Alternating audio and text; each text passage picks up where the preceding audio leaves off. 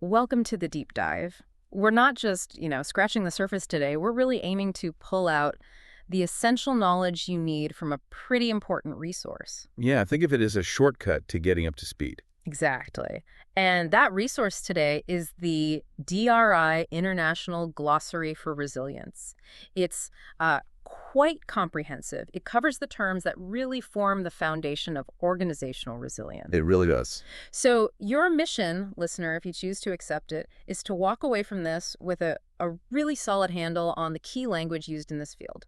And that's crucial, right? Because clear communication, well, it all starts with everyone being on the same page about what terms mean. Absolutely. And what makes this particular glossary so useful, I think, is that it's basically a curated list. Yeah. DRI International, they're a well-respected nonprofit, been around for ages. They didn't invent these definitions. Right. They've gathered the best, the most accepted definitions already out there, the ones industry leaders are actually using. It's like an arbiter of existing terms. And they made a real effort to make it global, didn't they? To include different viewpoints, but keep the definitions themselves neutral. No political spin. Exactly. It's all about building that shared understanding, no matter where you are or what industry you're in. And it's not static either. It's actually celebrating its 10th anniversary in 2024. Yeah, it's a living document. Yeah. Keep refining it. Which makes sense because the whole landscape of threats and, how businesses operate, that's always changing. And they've designed it to be usable, too. Like grouping related terms together so you see the connections. And crucially, they cite their sources for everything. If you want to go back to the original standard, you know exactly where that definition came from. And that cited references section is great descriptions, links, the works, very practical. It feels very collaborative, too, doesn't it? You mentioned industry leaders, but they also pulled in input from groups like NIST, got feedback from people at DRI conferences. Yeah, definitely community vetted. It's not just something cooked up in isolation. Okay, so if you, the listener, were to pick this up, how should you approach it? The intro gives some guidance, right? It does. The main thing is no original definitions. They're using what's already established. But they did make some tweaks for consistency. Minor things, yeah. Like maybe removing a specific example from an original definition, standardizing capitalization, taking out internal cross-references so the glossary entry can stand on its own, just tidying things up. Okay. And we'll see the source clearly marked for each term. Yep. And if a definition has, say, 3 parts, they'll use letters A, B, C. And indentation means it's a related or similar term. That's right.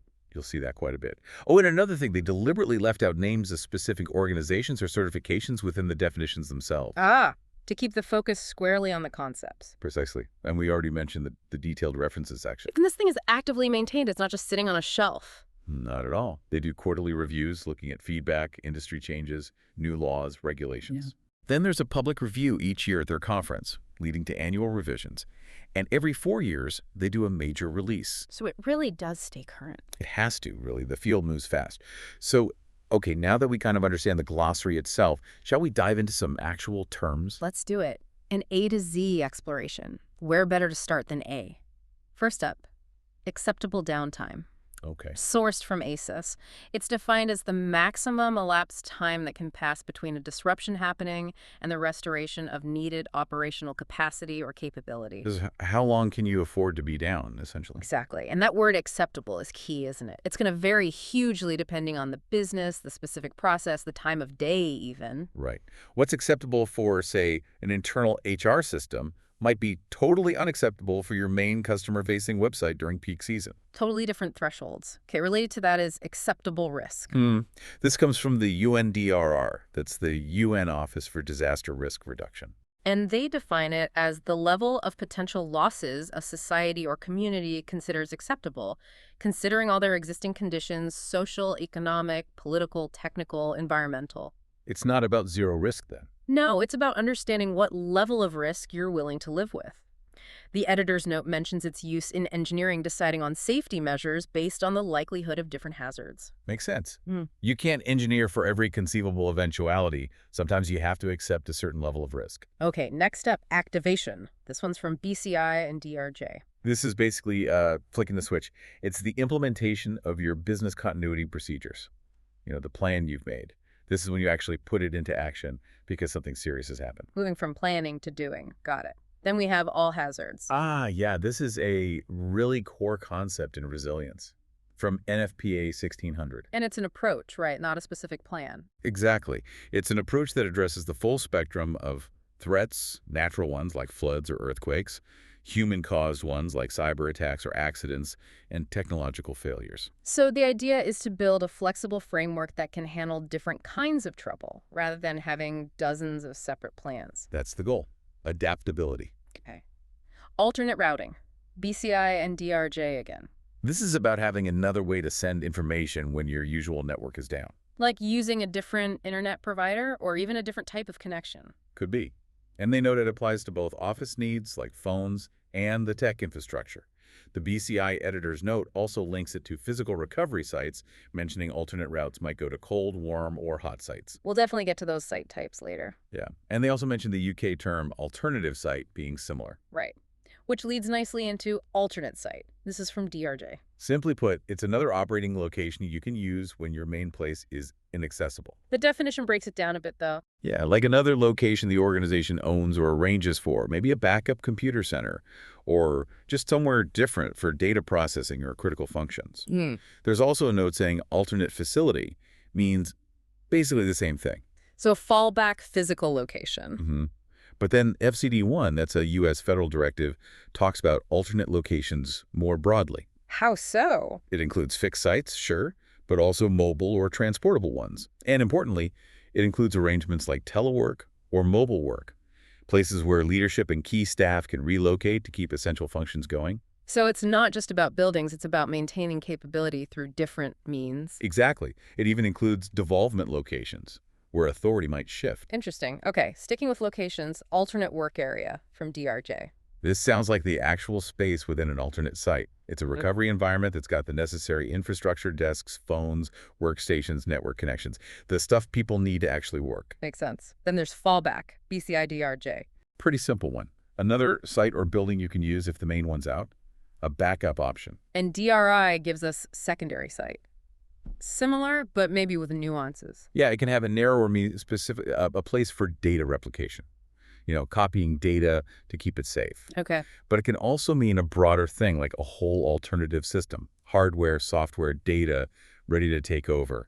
Almost like a complete fallback system. They even mention a disaster system for like a third level of backup, maybe far away. Lots of terms for backup locations. And then work area recovery, BCI DRJ again. This focuses on the process of relocating a specific key function or department after a disaster. It's not just the space, but moving the people, records, equipment, getting communication sorted in that new spot. Right, getting a specific team back up and running elsewhere. Precisely. Okay, shifting gears slightly. Application recovery, BCI DRJ. So imagine your servers are back online after an outage, maybe at that alternate site. Application recovery is the next step. Restoring the actual business software and its data so people can use it again. Getting the specific tools back online, not just the underlying tech. Exactly. Now for fundamental one, asset, BCI DRJ. Seems simple, but the definition is broad. Anything tangible or intangible that has value to the organization. And the editor's note expands on that. Hugely.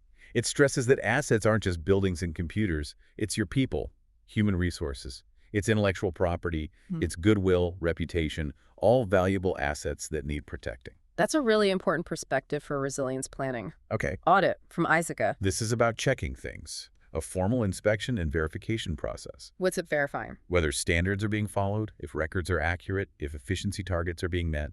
It can be done by internal teams or external groups. Standard compliance stuff. Got it. Authentication, DRI and NIST. This is about proving identity, verifying that a user or a device or even a piece of data is who or what it claims to be. Like logging into a system. That's a classic example. The NIST reference specifically mentions verifying identity before granting access to information systems, crucial for security. Absolutely. And related to security, availability.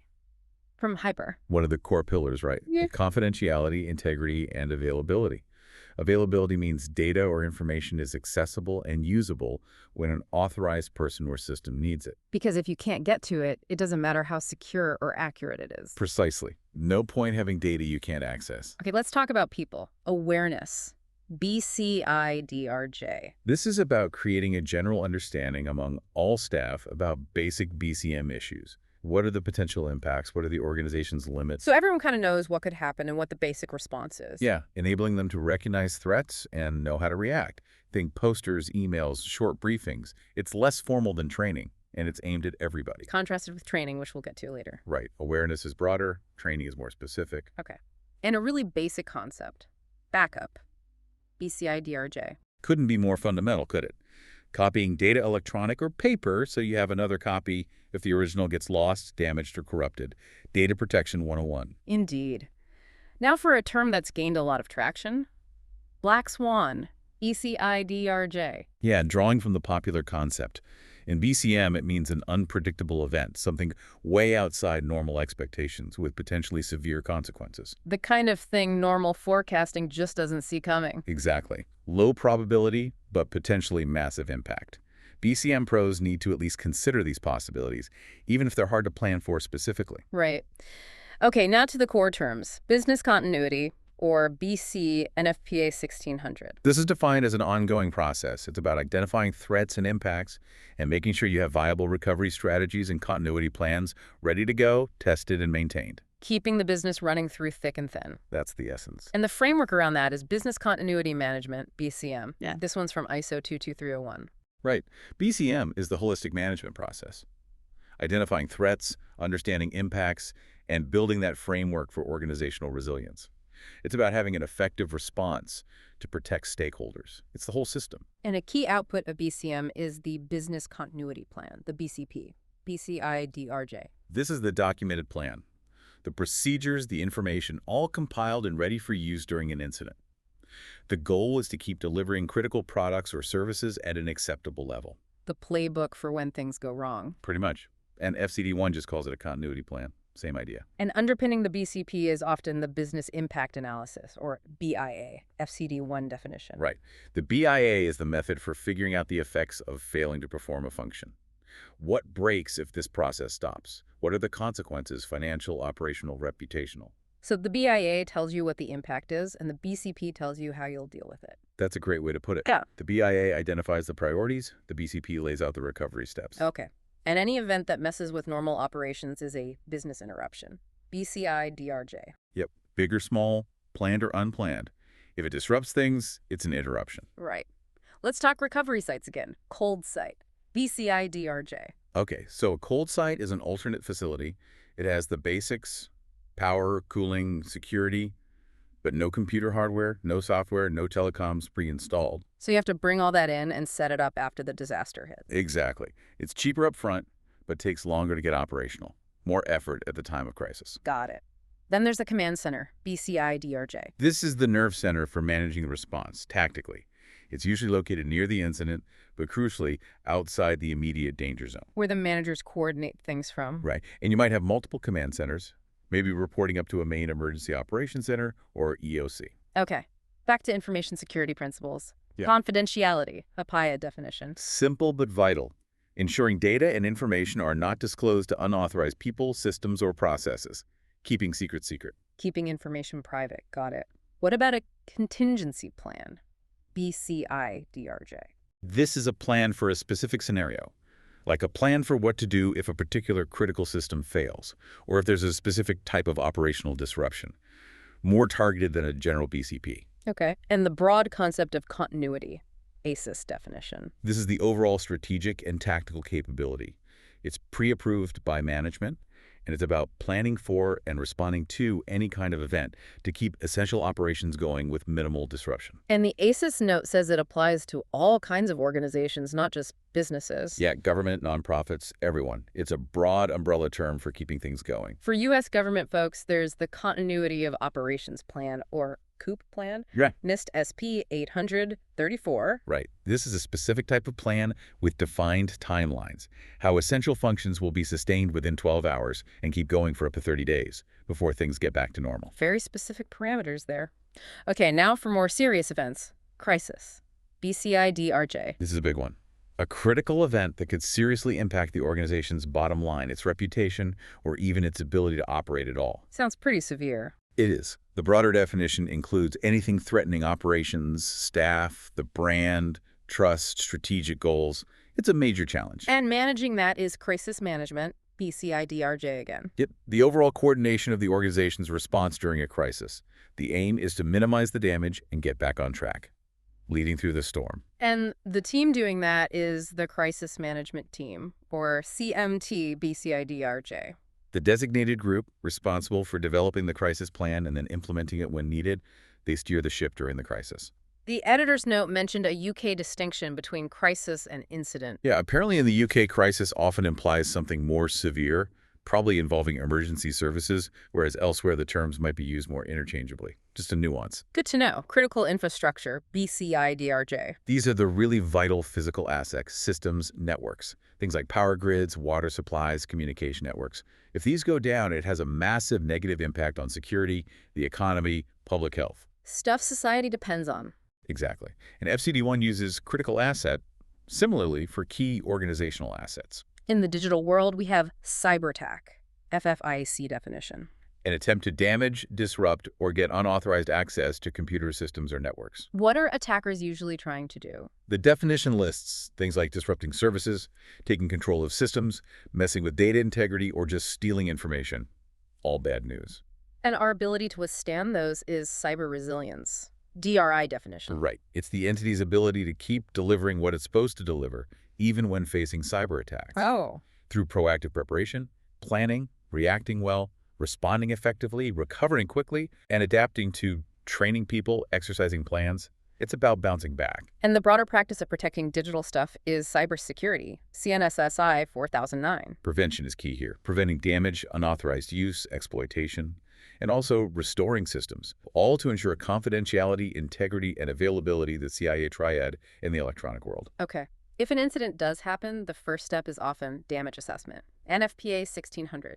Yeah, figuring out what happened, appraising the effects on people, property, operations, the economy, the environment, understanding the scope of the damage. And a key thing we want to protect is data integrity, FFIEC definition. Making sure data hasn't been accidentally or deliberately messed with or destroyed, keeping it accurate and consistent throughout its life. And one way to protect it is data mirroring, BCIDRJ. Yep, replicating critical data to another device or location pretty much in real time. Instant redundancy. And if data is lost, we need data recovery, BCIDRJ. Restoring computer files and databases from your backups to get things back to the last known good state. Okay, when things get serious, there might be a declaration, BCIDRJ. This is the formal announcement. Authorized people saying, okay, this is happening or this is about to happen. It's the official trigger for activating prearranged plans and actions. The starting gun for the response? You can say that? Understanding how things connect is important. Dependency, BCIDRJ. Yeah, the reliance of one activity, process, system, or resource on another. If A depends on B and B fails, A is in trouble too.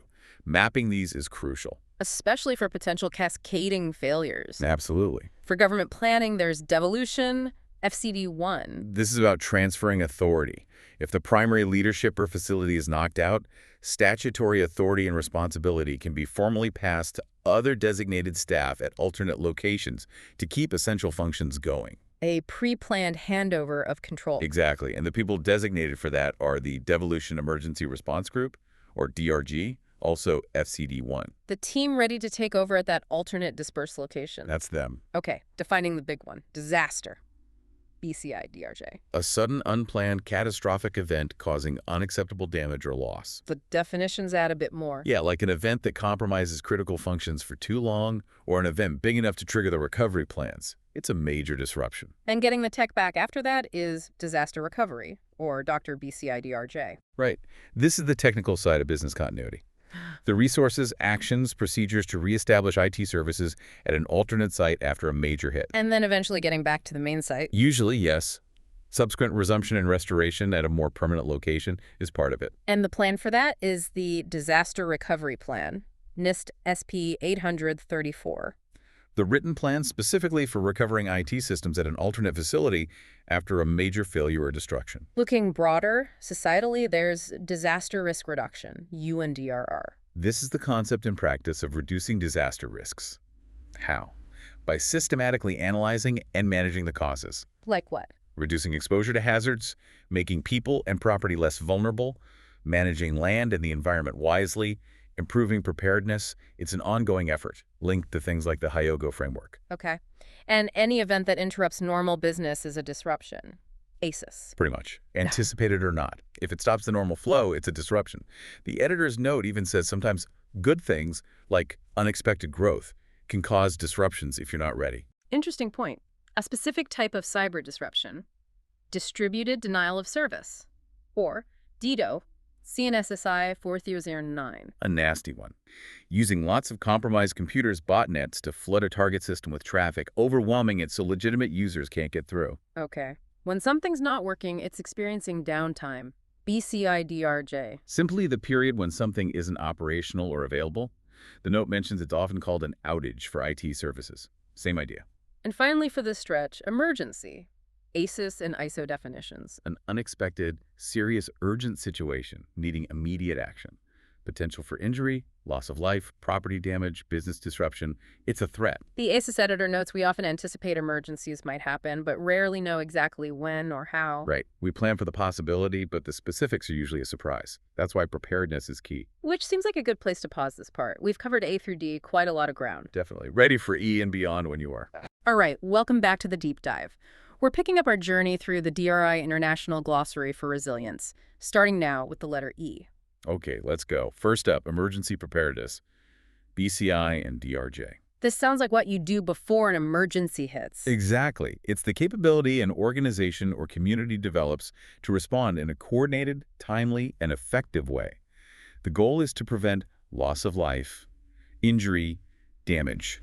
It's all the proactive stuff. Makes sense.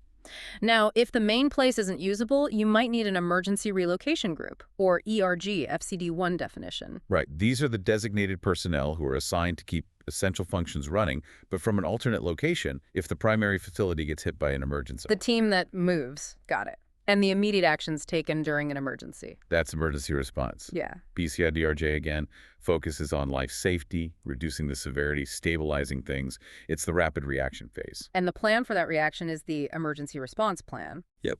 PCI-BRJ definition. FCD1 also has similar terms like emergency plan or occupant emergency plan, OEP, which often focuses specifically on what people inside a building should do. And the team executing that plan on the ground initially. The emergency response team, or BCI-DRJ, these are the qualified, authorized, trained folks who provide immediate assistance. Okay. Switching slightly, essential functions, FCD1. These are the critical activities an organization performs. The things that absolutely must continue or be resumed quickly after a disruption to meet the mission. Identifying these is key for BIAs. Vital activities, got it. If people need to get out of danger, that's evacuation. ACES. The organized movement of people away from a dangerous area, a critical life safety measure. And to make sure all these plans actually work, you conduct an exercise, NFPA 1600. Right. It's an activity to rehearse the plans, make sure the information is right, make sure people know their roles, make sure it produces the desired result when or if it's needed for real, testing the plan. And there are different types of exercises, aren't there? The glossary lists quite a few. Let's start with desktop exercise. BCI-DRJ. Yeah, this is a discussion-based one. People get together, talk through a scenario, review their roles and actions, but without actually deploying anything, like a facilitated walkthrough. Okay. Then a culture test. BCI-DRJ. Very specific, just testing the contact lists used for notifications, making sure the numbers are right, and the process works for reaching people. And a disaster recovery exercise. FFIEC. This focuses specifically on testing the DR or BCP for, usually, IT systems and related processes, evaluating if the recovery plan works. Moving up in complexity, full-scale exercise, Yeah. DRI. This is the big one. Multi-agency, multi-jurisdictional. It involves actually deploying resources and people boots on the ground, simulates a real response, activating command centers, maybe even relocating staff. So as real as it gets without a real disaster. Pretty much. Contrast that with a functional exercise, also DRI. How's that different? It still tests coordination between different centers or teams, like an EOC, but without the actual field deployment, more focused on command and control functions. Got it. DRI also lists life safety exercises. Yeah, these are focused on familiarizing staff with safety procedures. Evacuation drills are the classic example. Notification exercise, DRI again. Like the call tree test, but maybe broader. Testing the whole process of notifying all relevant stakeholders when a plan is activated. And a plan walkthrough, DRI. Similar to a desktop exercise, really. Discussion-based, reviewing the plan's scope, content, policies, procedures, making sure everyone understands it. Finally, tabletop exercise, NIST SP 884, sometimes called scenario-based tabletop. Right? Same idea again. Discussion-based classroom setting. People discuss their roles and intended responses to a specific scenario, guided by a facilitator to validate the plan. Lots of ways to test and discuss plans, and the overall plan for doing these tests is the exercise plan, BCIDRJ. It's exactly the plan that outlines how you'll periodically evaluate everything, tasks, teams, procedures to make sure your BCM capabilities stay sharp, the plan for testing the plans. Okay, moving on. Failover, CNSSI 409. This is an automatic switch. When a primary system fails, the redundant or standby system takes over automatically. Key for high availability. Keeps things running seamlessly, hopefully. First responder, BCIDRJ. The emergency services folks who arrive first on scene. Police, fire, Yes. paramedics usually. Okay. The term function, ITOL, gives two meanings. Yeah. First, it can mean a team and the tools they use to do stuff, like a service desk function. Second, it can mean the intended purpose of something, a person, a team, a process, an IT service. Like the function of email is to send and receive messages. Purpose or a group doing a purpose. Got it. Geographic dispersion, FCD1. Spreading things out. Distributing critical resources, capabilities, personnel across different physical locations to mitigate risk. If one location is hit by a disaster, hopefully the others are okay and can keep things going. Don't put all your eggs in one basket. Makes sense. Back to recovery sites. Hot site. BCIDRJ. This is the top tier, really. An alternate facility that's fully equipped, hardware, software, telecoms, environmentals, all ready to go almost immediately. Fastest recovery time, but probably the most expensive option. Typically, yes. Big commitment, but quick recovery. Okay. What about human threats? BCIDRJ. These are disruptions caused by people, intentionally or unintentionally. Things identified in your risk assessment. Like? Cyber attacks, sabotage, terrorism, but also simple human error, strikes, things like that. Got it. The consequence of an event is the impact, BCIDRJ. Right. The effect it has on the organization can be financial lost revenue costs, can be non-financial reputation damage, loss of market share, impact on morale. And analyzing that is impact analysis, AXIS. The process of figuring out the potential effects a critical function gets interrupted. The ACES note adds detail, identifying how the loss happens, how it escalates, minimum resources needed, acceptable recovery times. It informs the BIA. Okay. An incident, NFPA 1600. A broad term. An event, natural or human-caused, that could interrupt normal operations, could cause loss, could escalate to an emergency crisis or disaster. It's something that needs a response. And managing that response often involves the Incident Command System, or ICS, BCIDRJ. Yeah, a standardized management concept for on-scene, all-hazard incident management. It provides a common structure for command, control, coordination of resources, very flexible, scales up or down, widely used in emergency response. And the overall process of handling incidents is incident management, BCIDRJ. Identifying, assessing, responding to, controlling an incident using your predefined procedures. The systematic handling of events. And the plan for that is the Incident Management Plan, or IMP, BCIDRJ. The documented action plan. Yes. Specific procedures and responsibilities for use during an incident. The step-by-step guide. There's also Incident Management System, or IMS, NFPA 1600. Sounds similar to ICS. Very similar concept. NFPA defines it as the combination of resources, procedures, people, equipment in a common structure to help manage resources during incidents, often used interchangeably or alongside ICS. And the actions taken are incident response, BCIDRJ. The organization's coordinated response to a significant event that could negatively impact people, operations, reputation.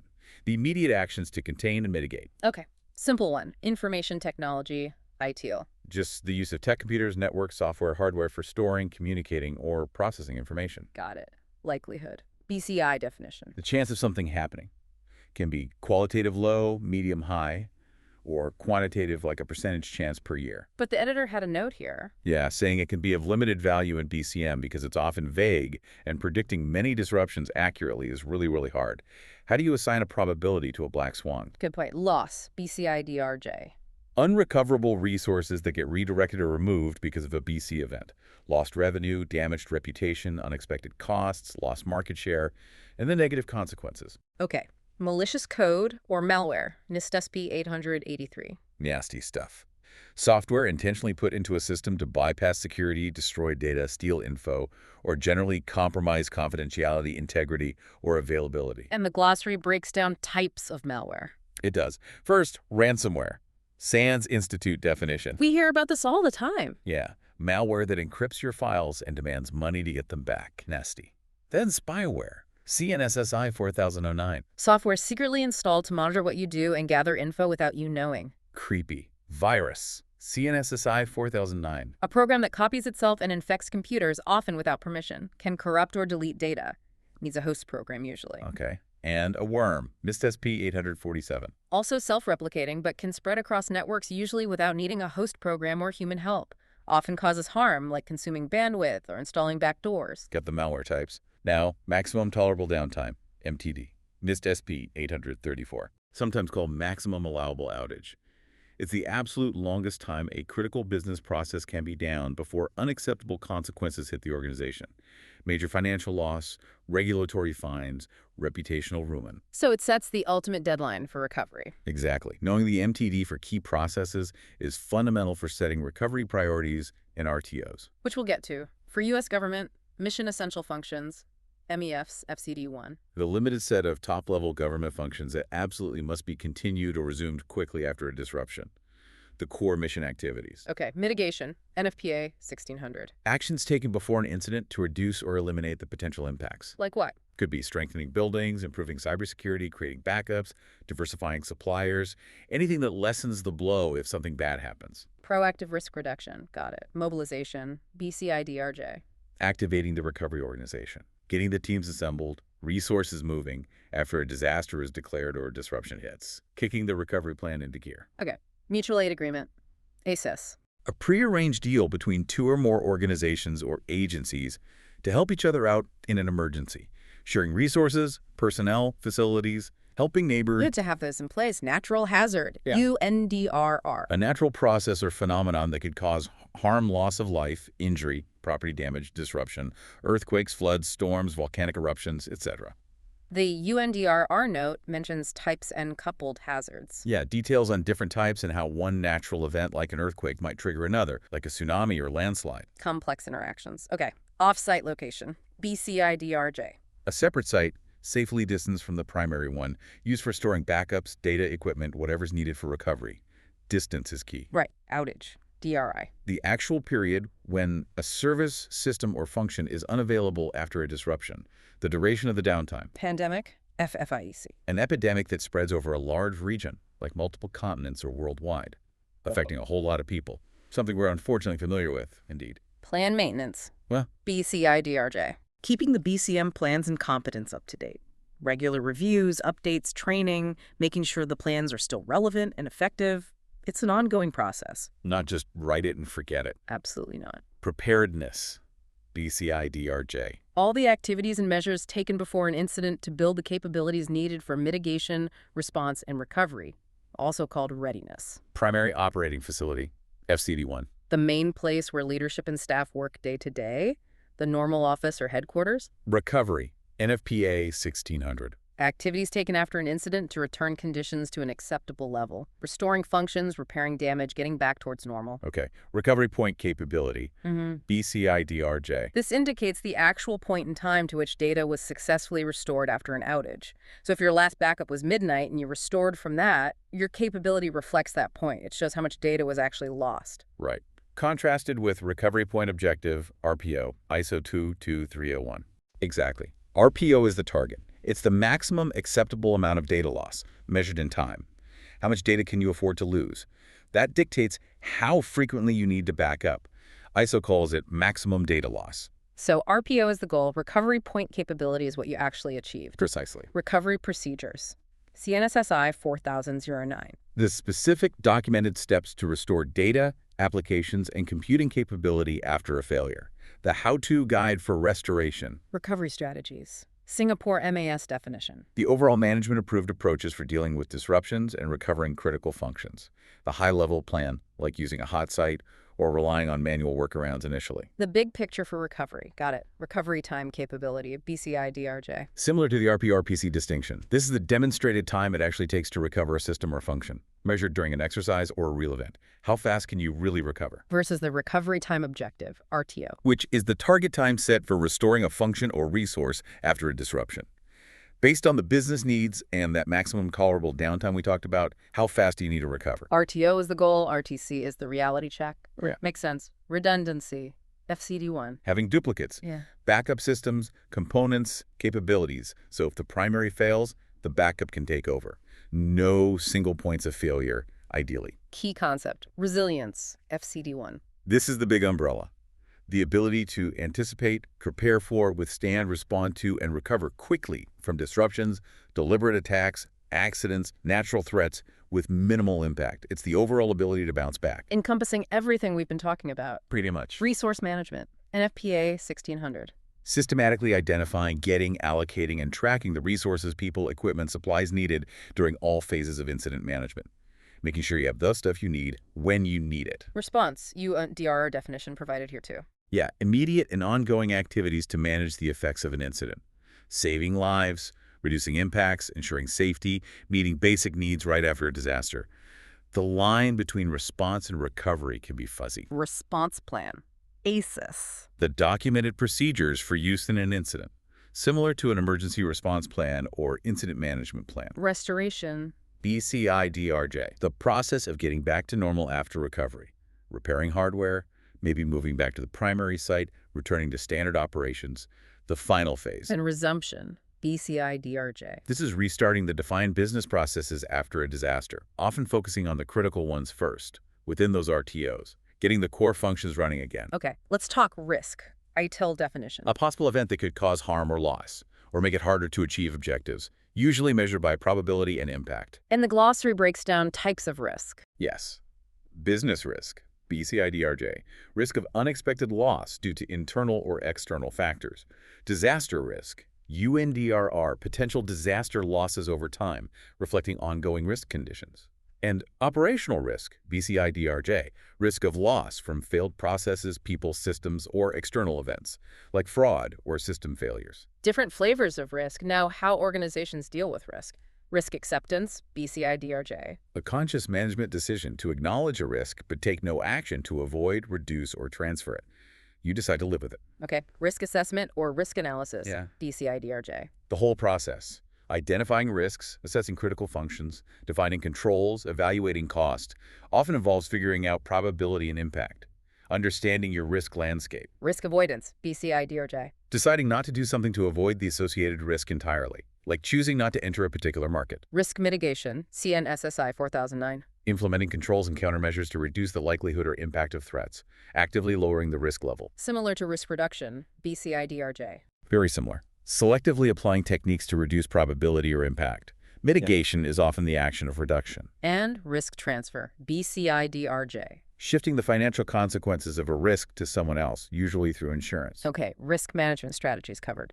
Salvage, BCI-DRJ. Recovering usable stuff, personal effects, documents, equipment from a damaged site after a disaster. Scenario, BCI-DRJ. A plausible description of a potential disruption used for planning, like what if the main data center floods?